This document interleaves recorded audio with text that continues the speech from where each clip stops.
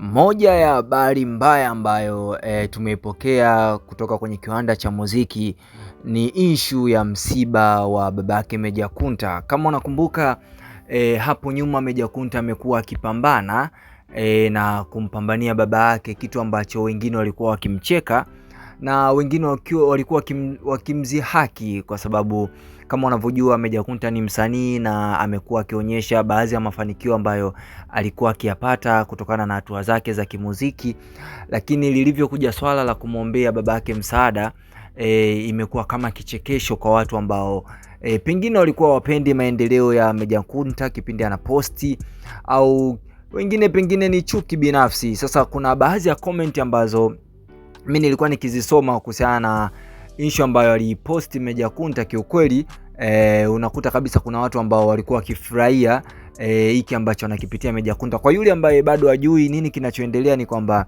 Meja Kunta baba yake alikuwa anaumwa na alikuwa amelazwa katika hospitali na alikuwa ICU, yani kwamba kwa mtu unayeelewa ICU utakuwa unanielewa zaidi kwamba ni wale watu ambao ni mahututi na wanahitaji msaada wa haraka. Sasa mara ya mwisho Meja Kunta aliposti kwenye Instagram yake na kaandika hivi: sijazoea kuomba, lakini baba yangu yuko ICU na pesa zangu zimeisha. Kama unahitaji kununua kiwanja, nyumba, gari, simu, games au mali yoyote, naomba DM nikuuzie. Nahitaji keshi haraka kwa ajili ya matibabu ya baba yangu tafadhali. Sasa hii post ilikuwa ina masaa mawili na ilikuwa ina likes 9436 na comment 504 na watu ambao walikuwa wamereceive 168. Sasa ukija ukasoma hizi comment za watu, asilimia kubwa ya comment za watu ni walikuwa wakimzihaki, na wengine walikuwa wakimwambia kwamba kawaombe CCM, na wengine walikuwa wakimzihaki kwa kiasi kwamba kwa nini ulikuwa unatuonyesha magari, kwa nini ulikuwa unatuonyesha mafanikio. So baba yake ni huyu hapa ambaye amefariki dunia leo na tumepata taarifa hiyo. Na ukipita kwenye Instagram ya Meja Kunta sasa hivi